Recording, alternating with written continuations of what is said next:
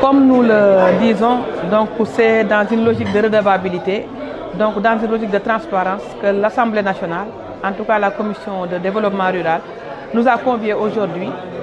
pour présenter un peu l'état d'exécution du budget de mon département, à savoir le ministère des Pêches et de l'économie maritime, au titre du premier trimestre de l'année 2026. Et aujourd'hui, quand même, après toute la présentation qu'on a faite, on peut se rendre compte quand même que le niveau d'exécution est globalement satisfaisant, en fonction bien sûr des différents programmes du ministère. Et concernant donc le programme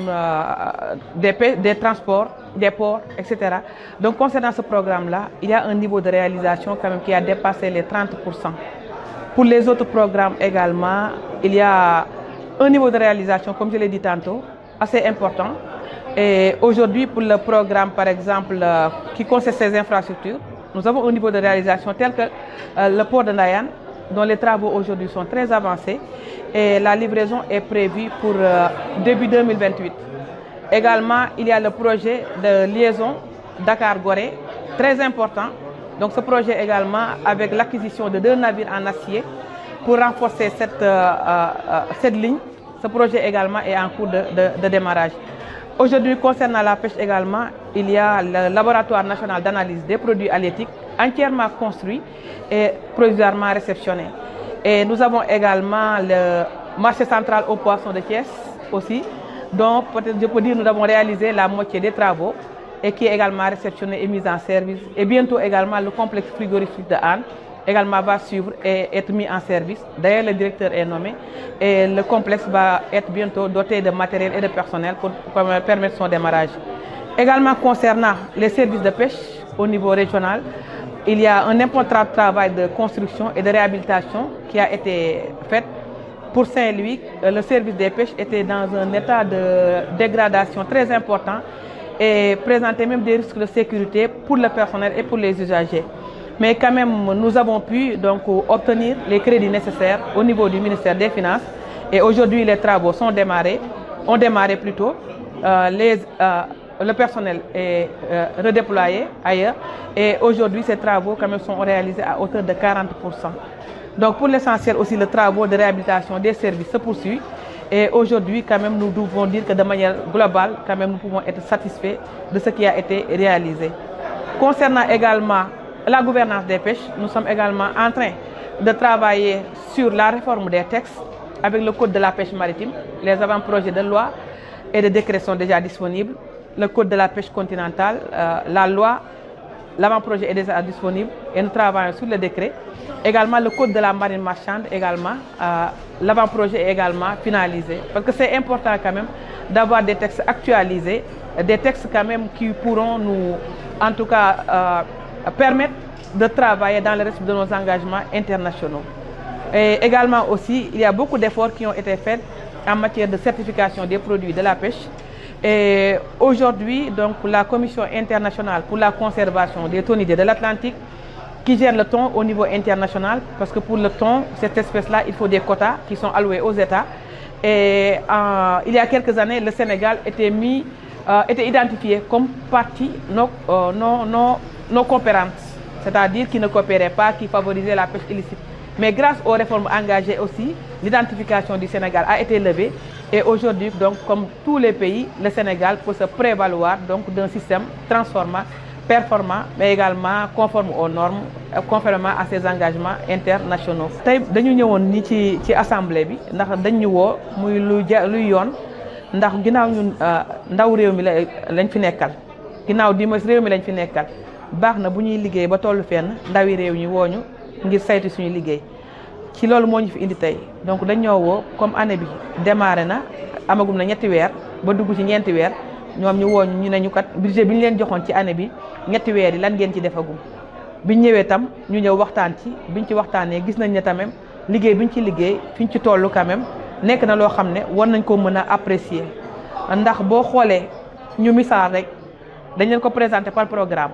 Mais man su ma waxee par exemple ci lu ñu réalisé gum ci infrastructure liggéey biñ ci toll tey mën nañ ne pooru Ndayane muy infrastructure bi gën a mag ci suñu projet actuellement mën nañ ne tey réalité la ndax travaux yi fi mu nekk nii avancé na système d'indemnisation bi ñu ngi koy def dragage bi avancé na enrochement bi avancé na ba léegi port bi am nañ garantie depuis woon que ne en début 2028 incha allah port boobu dinañu ko jébbal jox ñu ko ngir mu mën a opérationnel muy lu am solo comme résultat. Également au niveau toujours ci infrastructure yu pare marché central au poisson de Thiès bi liggéey bi pare na bi ñëwee daanaka fekkoon nañ ñu jege xaaj bi pare eggale nañ ko tey liggéey boobu pare na ba marché bi tey commencé na am na directeur am na personnel mi ngi commencé dox. nga jóge fa tamit ñëw aussi ci complexe frigorifique de Hann bi ñu ñëwee daanaka fekkoon nañ liggéey bi tam avancé boobu tuuti moo ci desoon mais tuuti boobu it eggale nañ ko ba tey complexe frigorifique Hann bi pare na. bi ñuy ñëw tamit dañoo ñëw rek am benn projet boo xam ne bu bees dañ ko engagé mooy le laboratoire national d'analyse des produits halieutiques muy am lu am solo ndax ku ne xam ne jën wala lépp xeet yu jóge ci géej nit war ko lekk dañ ko war a saytu xool ba xam baax na te loolu donc ñun dañu am autorité compétente boo xam ne contrôle sanitaire bi moom moo koy def mooy direction des industries de transformation de la pêche.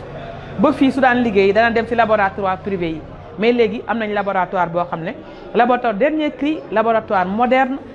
financé par le Japon à hauteur de 7 milliards et quelques boo ci boolee équipement yi ñu ci def yëpp daanaka dina jege 10 milliards tey laboratoire boobu tey pare na donc war a opérationnel pour très bientôt. léegi aussi am na ay projets yu important yoo xam tamit démarré nañ ko commencé nañ ko bi ma ciy njëkk a wax mooy liaison Dakar Gorée ndax ku nekk xam na ne gaal yi bateau yi daan jaar foofu tey bateau yi dañoo màgget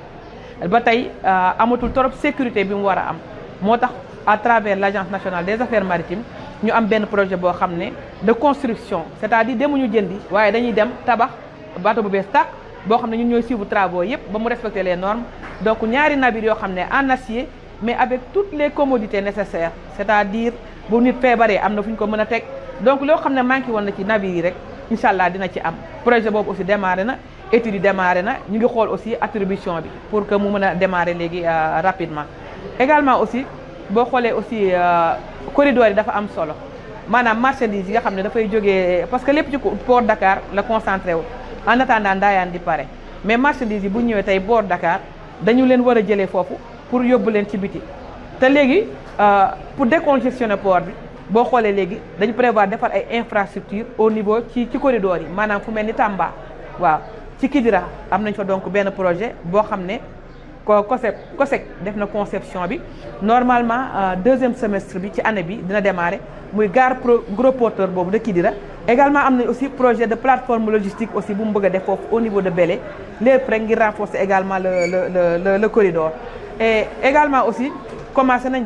bi ñu ñëwee ñun tamit quai de pêche de Joal commencé nañ liggéey bi travaux yi aussi commencé na mooy la même chose également pour Fass Boye quai de pêche de Mboro bi aussi tamit liggéey bi pare na bientôt ñu inauguré ko. commencé nañ aussi réhabilitation quai de pêche bu Wakam loolu dama ko fàttee wax sànq ci tubaab commencé nañ ko tamit travaux yi daal pour vous dire